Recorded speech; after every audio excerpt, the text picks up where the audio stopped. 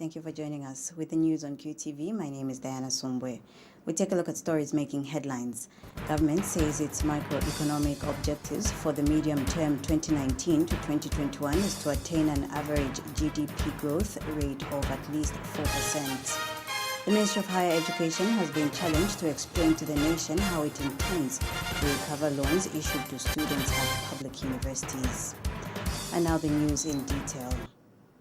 Government says its microeconomic objectives for the medium term 2019 to 2021 is to attain an average annual gross domestic product GDP growth rate of at least 4%.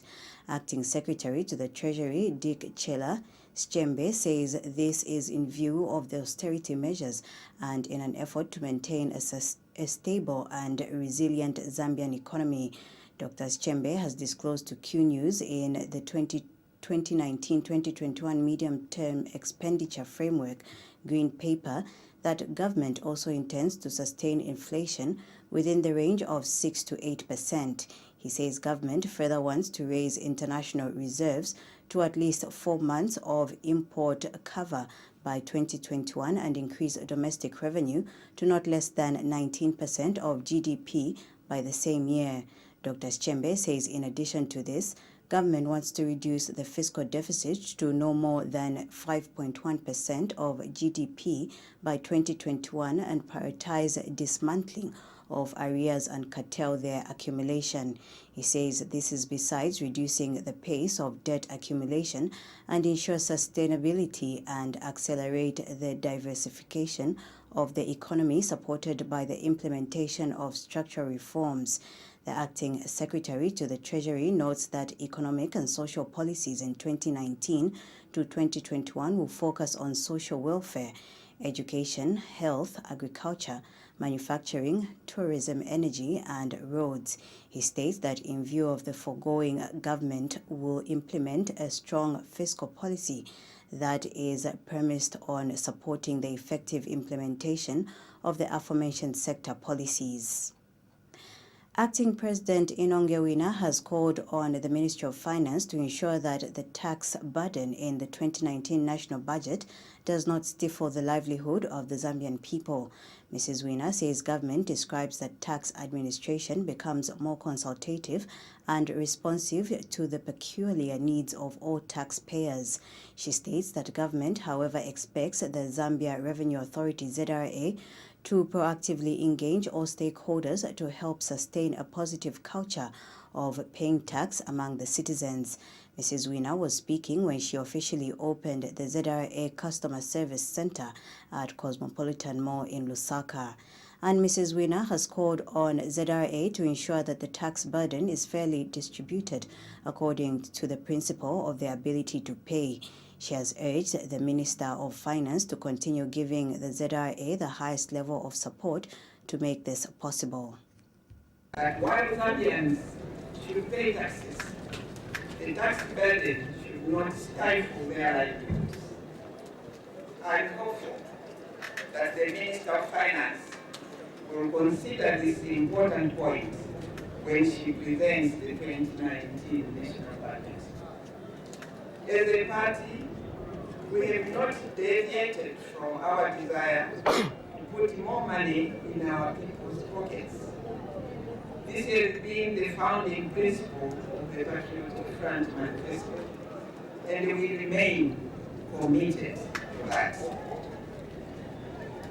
It is the desire of this government that tax administration should be more consultative and responsive to the peculiar needs of all taxpayers in the country. We will therefore continue to support this and the other similar initiatives aimed at strengthening stakeholder engagement and enhancing the public confidence in the country's revenue mobilization systems. And speaking at the same event, ZRA Commissioner General Kingsley Chanda said it is the intention of ZRA to continue increasing presence in Zambia in order to make it easier for citizens to pay taxes. He says that this is why the ZRA will open more customer service centers throughout the country. Excellency, Collecting taxes from different taxpayers in the country is an immense undertaking. It requires skill, resources, and innovation. At the center of this task is timely provision of accurate information to our taxpayers and simplification of the tax system. It also requires increasing access to tax services, including tax payment points in the country. This is what we intend to achieve before end of this year. And I'm happy to report that our governing board has already approved this process. We do not want to see queues at our offices. Paying tax or accessing tax information must never be a struggle again. For this reason, we will open more service centers throughout the country so that we make it easy for our taxpayers, and depending on how the centers will perform, we intend to start providing 24 hours tax services. Your Excellency. And Acting Minister of Finance Emarine Kawanshi says the launch of the Cosmopolitan Mall ZRA Customer Service Center demonstrates that ZRA is an organization that continues to reform itself. Ms. Kawanshi says the opening of this ZRA Customer Service Center also symbolizes the progress the Ministry of Finance is making in fulfilling what is contained in the 2018 national budget. The Bank of Zambia BOZ has been cautioned against succumbing to any pressure to rescind its directive to prohibit financial service providers from imposing unwarranted charges. Former Finance Minister Ngandu Magande is advising the Bank of Zambia to wait until banks begin to show their profit and loss accounts at the end of the year.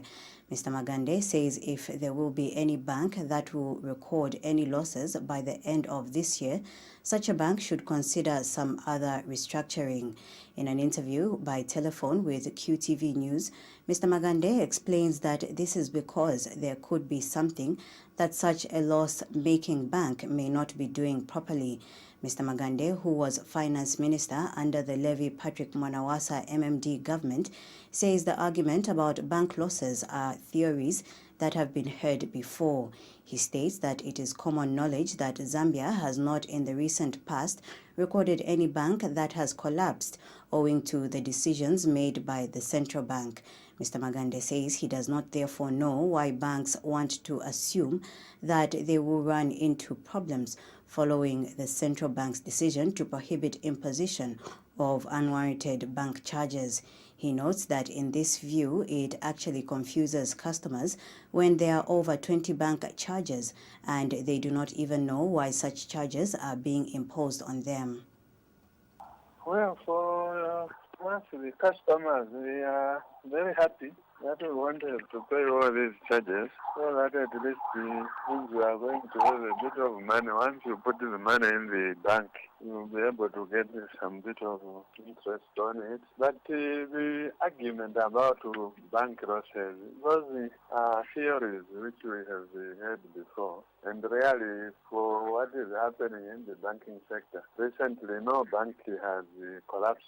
So I don't know when they say now we are going to run into problems. But it confuses the customers when they are over 20, 30 charges and you don't even know why you are being charged for this and that. So I would imagine that the Bank of Zambia, instead of reacting immediately, let them wait until the banks show their profit and loss accounts at the end of the year. And then those which are going in loss making, perhaps we can decide some other restructuring. There might be something else they are not doing properly. But I think as a customer, and I have accounts in various banks, it's a very good idea for me that at least my money won't just be deducted anytime when they say it for this and that.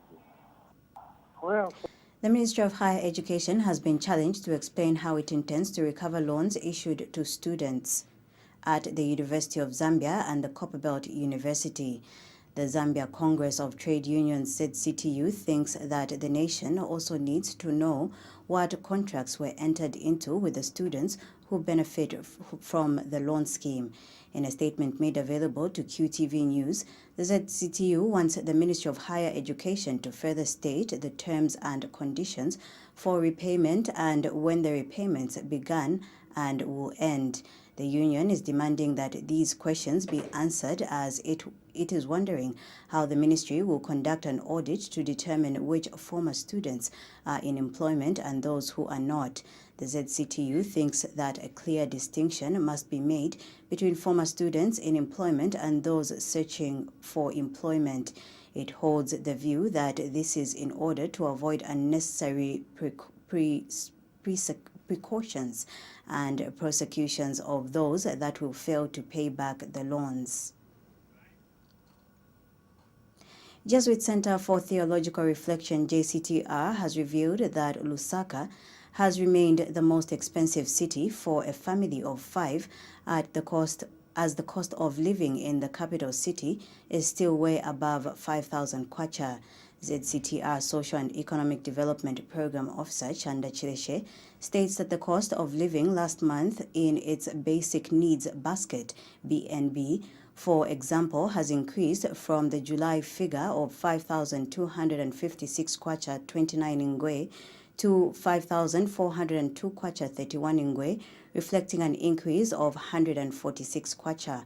Mr. Chileshe says significant increases in prices were noted in Kapenta, which increased by 78 kwacha from 152 kwacha in July to 230 kwacha in August per kg, whilst a kilogram of beans increased by 3 kwacha from 29 kwacha in July to 32 kwacha in August. He has told Q News that reductions were recorded in the prices of beef by 8 kwacha from 39 kwacha in July to 31 kwacha in August per kg, while a kilogram of tomatoes decreased by 2 kwacha from 5 kwacha in July to 3 kwacha in August per kg. Mr. Chileshe has, however, expressed concern that despite reductions recorded in the commodity prices, such as tomatoes and onions, the cost of living has remained high and unaffordable for most households. He says the center is further dismayed that despite scoring a good harvest in the production of tomatoes and onions, most of the produce is going to waste. Looking at our August basic needs basket survey, so as the JCTR, we've discovered to say there's been a sharp decrease in the prices of tomato and onion. So if you look at the price of a box of tomato at City Market, you will find that it's at 25 kwacha. And if you look at the price of onion at City Market for a box, you will find that it's at 35 kwacha. So this has mainly been influenced by the season that we are in. So during this period of the year, you find that production of onion and tomato is easier. This is why we've seen that farmers have produced a lot of it, and the supply of it on the market has increased. Unfortunately, as a JCTR, we've noted to say that this increase has led to wastage of tomatoes in the market. So due to not having enough market places to sell tomatoes, you find that a lot of tomato is going to wastage. So as a center, we are concerned because we as a country should take opportunity of high productions. So as a center, we are urging government to ensure that there is promotion of value addition in our country through activities that involve production planning, sorting, and researching. We also further urge government to ensure that there is improvement in storage facilities for situations where we have high production of food commodities. Looking at The Ministry of Home Affairs has regretted the arrest and conviction of 2 police officers who were convicted for aiding and abetting illegal immigrants, contrary to Section 46 Cap 1A of the Immigration and Deportation Act, number 18 of the laws of Zambia. Ministry's Public Relations Officer, Nefas Chifuta, has warned officers from its various departments who are engaged in criminal activities that their service life is being monitored and appropriate actions would be meted against anyone found wanting. Mr. Chifuta says the ministry will not support any form of criminality and will ensure that anyone suspected of being involved in criminal behavior is thoroughly investigated and dealt with according to the law. He has told Q News that there shall be no sacred cows to be protected or defended either by the department responsible or the ministry. Political analyst Alex Ngoma has charged that the three church mother bodies spearheading the impending national dialogue process have brought confusion. Speaking in an interview with QTV News, Dr. Ngoma says the roadmap to the national dialogue process was already in place, adding that what is needed to be done is the political party leaders to sign the process. Dr. Ngoma has observed that should the church continue on this path, the dialogue process will not take place. He is, however, happy with plans by government to go ahead with the publication of the Constitution Amendment Bill should the dialogue process continue to delay. Dr. Ngoma says the country cannot be brought to a standstill just because a section of people have failed to agree on a particular subject. I think that the position that the church has taken is actually a recipe for confusion. There is no need for the so-called national dialogue. This country has always been in dialogue. We have always been talking about all kinds of issues. What there is at the moment is conflict between the UPND and the PF, and that is what needs to be resolved. So the church must allow the ZCID to go ahead and provide the logistics. The church should simply join the ZCID and chair the proceedings of the inter-party dialogue. That's what we need, not the national dialogue. Yeah, even if it is the church that convenes the so-called national dialogue, what guarantee is there that the resolutions will be respected and upheld? So that, I think, is not the issue. The issue is simply that the church has brought confusion to the whole process, and the church must be magnanimous enough to reflect on what it has started. A total of 54 companies have already confirmed their participation in the Central Province Investment Forum and Expo, slated for the 8th to the 13th of October this year. The international companies which have confirmed participation include, among other countries, China, Turkey, and South Africa.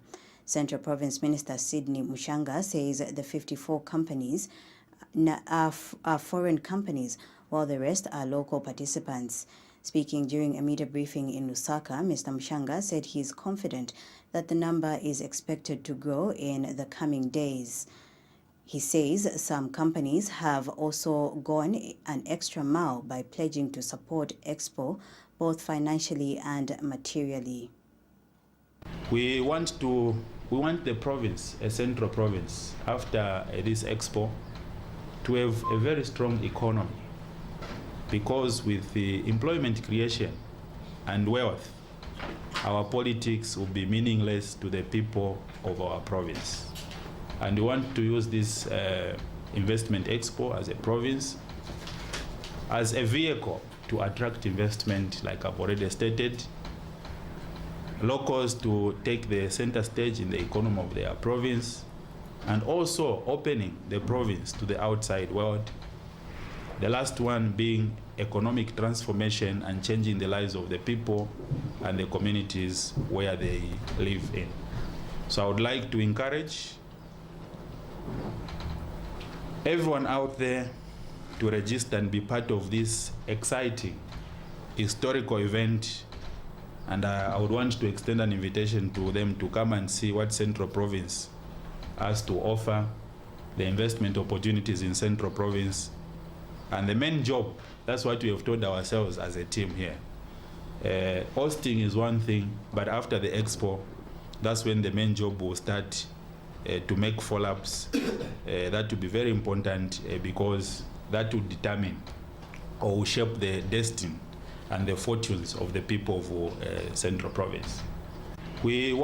Civil Society for Poverty Reduction, CSPR, has expressed concern by the continued delay by government to activate the Farmer Input Support Program, FISP, electronic voucher cards. Government had earlier announced that activation of the e-voucher cards will be done on the 1st of September this year for the 2018-29 farming season.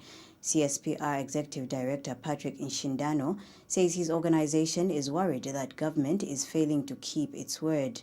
Mr. Nshindano says CSPR has observed that late activation of the e-voucher cards is impacting farmers negatively. He has told Q News that there is need, therefore, for government to stick to its commitment of activating the e-voucher cards on time. First and foremost, as a civil society for poverty reduction, we are highly concerned by the way we are managing the agriculture sector, and specifically with regards to the largest program under agriculture sector, which is the FSIP. If you look at the last year farming season, there was delays in terms of activation of the e-vouchers cards, which led to a number of challenges, some among them late planting on the part of the farmers. And this year already we have also not seen the activation of the cards yet, and yet government had committed to ensure that by September this process would have commenced. Coupled with this, there is now this alert of armyworms, and failure to have, for the farmers to have the inputs, access to inputs early enough, we will see a compounded problem where farmers in terms of production will actually be highly hampered. Because when you talk of armyworms, they need to procure the necessary inputs, which include pesticides as well, before planting and after planting, so that the fields are not infested.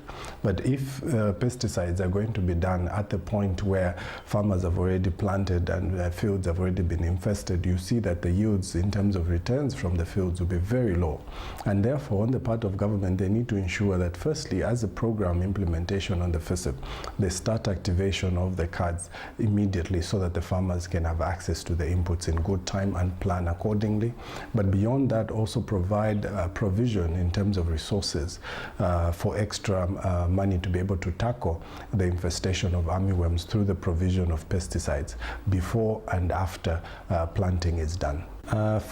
Minister of Religious Affairs and National Guidance Godfrida Sumaili has called on Zambian musicians to promote the nation's moral values. Reverend Sumaili is urging musicians to help promote good values and principles upon which Zambia is governed as a Christian nation through their music. Speaking when National Arts Council of Zambia, NAC, paid a courtesy call on her at her office, Reverend Sumaili said national values and principles are meant to give direction in the manner in which people conduct themselves in their execution of day-to-day duties. Reverend Sumaili states that it is also important for Zambians to uphold national norms and values for the development of the country, adding that knowledge without norms and values amount to nothing. Even before a foreign artist comes into the country, we are agreed. And we are moving together, and we expect that the foreign artists respect who we are as a nation and the values that we hold so dearly. And they say when you are in Rome, do what the Romans do. But having said that, we are also looking at our local artists. I'm sure they can be used powerfully, to disseminate these values in song, in poetry, in dance. We are looking at the National Arts Council as a capable partner, a stakeholder in promoting these values. Would like to hear songs talking about patriotism, talking about national unity, talking about human dignity, integrity. Even in the fight against corruption, we want the artists to come out to educate the people. So this partnership is very much valued. And I would encourage you, Chairperson, that we continue these conversations, even before. And NAC Chairperson Patrick Samwembila agreed with the Minister that there is need for musicians to become a vehicle to propagate national values in the country. At some point, we've had those media reports where we feel other stakeholders were not fully consulted.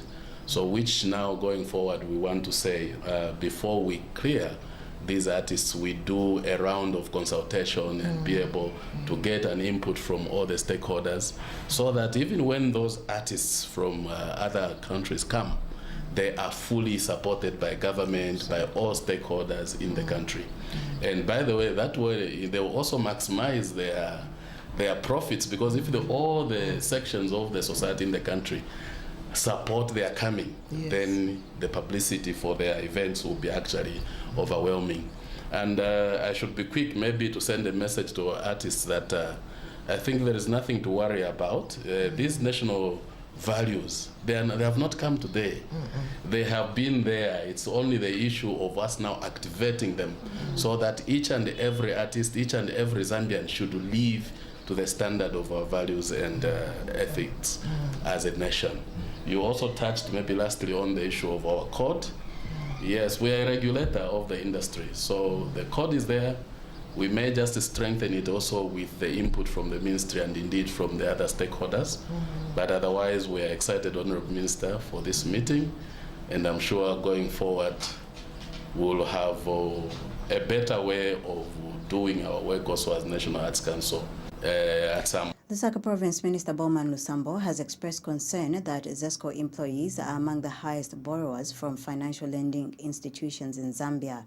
Mr. Lusambo, who paid an impromptu visit at ZESCO headquarters, says the development is sad as it keeps most employees away from their work premises in an effort to find alternative sources of income.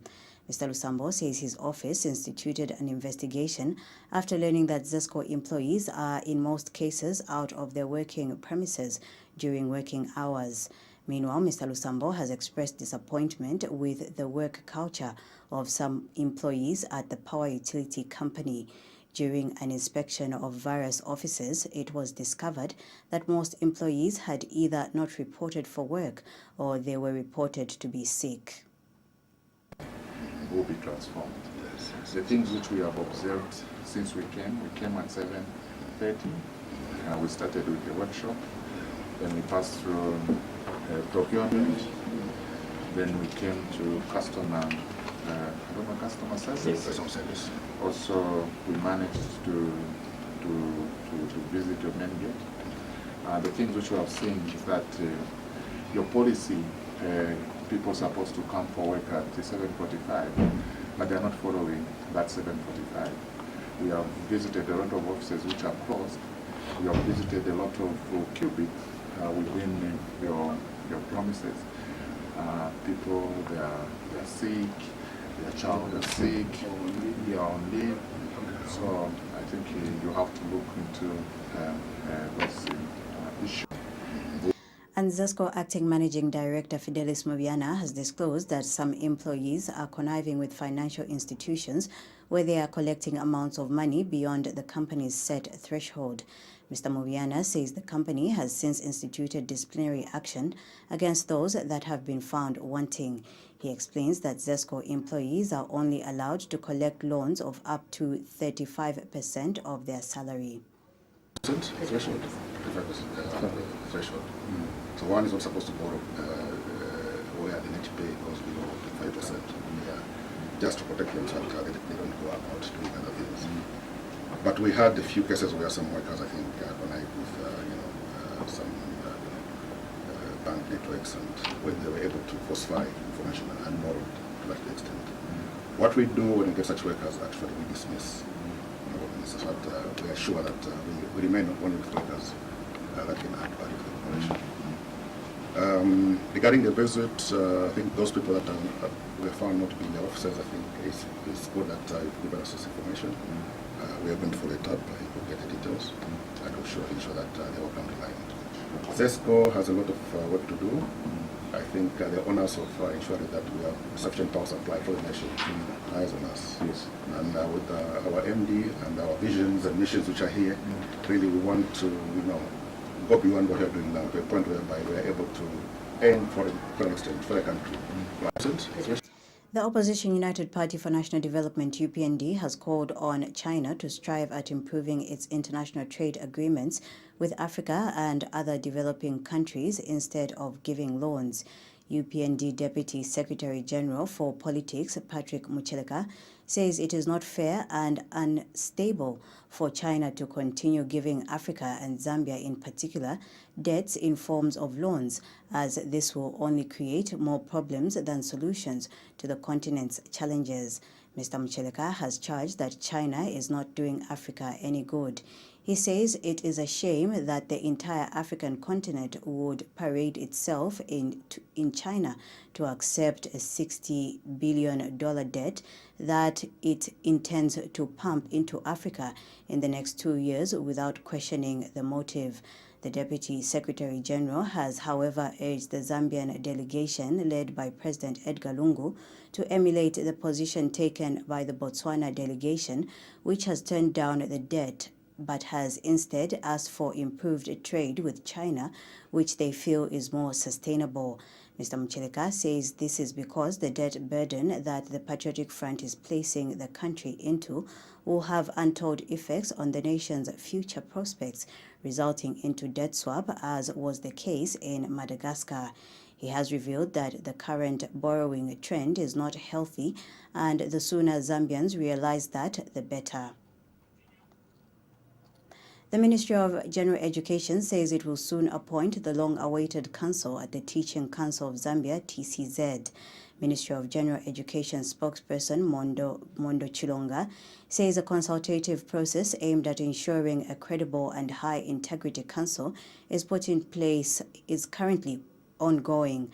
Ms. Chilonga has noted that despite the absence of a council at TCZ, operations have been ongoing and disrupted and in an effective way. She has told Q News in an interview that there has not been any form of mismanagement of any kind as a result of absence of the council board. The Teaching Council of Zambia, TCZ, is a statutory body established in accordance with the Teaching Profession Act number 5 of 2013, and it is established to regulate the teaching profession through registration of teachers and accreditation of all colleges of education. The council at the Teaching Council of Zambia will be put in place not very long from now. The ministry is actually working very hard to ensure that the council at the Teaching Council of Zambia is put in place as soon as possible. Right now there are consultative processes that are currently going on, and this is to make sure that we actually put in place a credible and high integrity council in place at the Teaching Council of Zambia. The council. To end the news, we take a look at stories making headlines once again. Government says its macroeconomic objectives for the medium term 2019 to 2021 is to attain an average GDP growth rate of at least 4%. The Ministry of Higher Education has been challenged to explain to the nation how it intends to recover loans issued to students at public universities. On that note, we come to the end of the news. From me, Diana Sumbwe. Thank you for watching.